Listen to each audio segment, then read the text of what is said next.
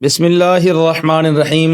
معزز سامعین و ناظرین، السلام علیکم ورحمۃ اللہ وبرکاتہ۔ ایک نہایت ہی خوبصورت واقعہ میں آپ حضرات کے گوش گزار کرنا چاہتا ہوں۔ حضرت عبداللہ بن مسعود رضی اللہ تعالی عنہ بعض لوگوں کے ساتھ آپ صحرا کی طرف تشریف لے گئے تو وہاں جا کے انہوں نے کھانا پکایا۔ جب کھانا تیار ہو گیا تو قریب ہی ایک چرواہا بکریاں چرا رہا تھا۔ انہوں نے جا کے اس چرواہے کو کھانے کی دعوت پیش کی۔ اس چرواہے نے آگے سے کہا کہ آپ کھائیں کیونکہ میں نے روزہ رکھا ہوا ہے۔ اب یہ بڑے حیران ہوئے۔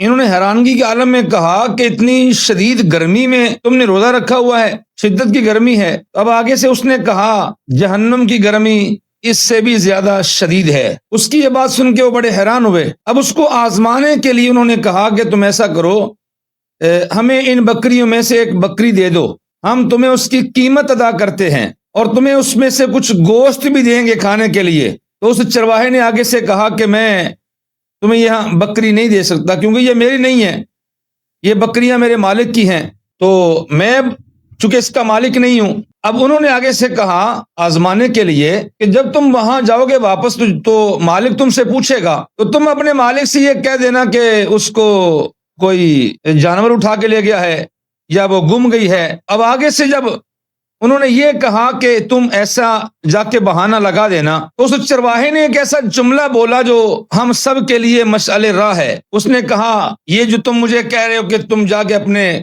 مالک سے یہ کہنا کہ اس کو بکری کو بھیڑیا اٹھا کے لے گیا ہے یا وہ گم گئی ہے، یہ بہانے ہیں، اور ساتھ ہی انہوں نے کہا کہ وہ کون سا دیکھ رہا ہے۔ تو اس نے آگے سے چرواہے نے کہا کہ اگر وہ نہیں دیکھ رہا، اگرچہ میرا ظاہری مالک نہیں دیکھ رہا مجھے، لیکن میرا خدا اللہ تبارک و تعالی تو مجھے دیکھ رہا ہے نا۔ اب اس کی یہ بات سن کے وہ سارے قافلے والے جو حضرت عبداللہ بن مسعود رضی اللہ تعالی عنہ کے ساتھ لوگ تھے وہ بڑے حیران ہوئے کہ دیکھیں۔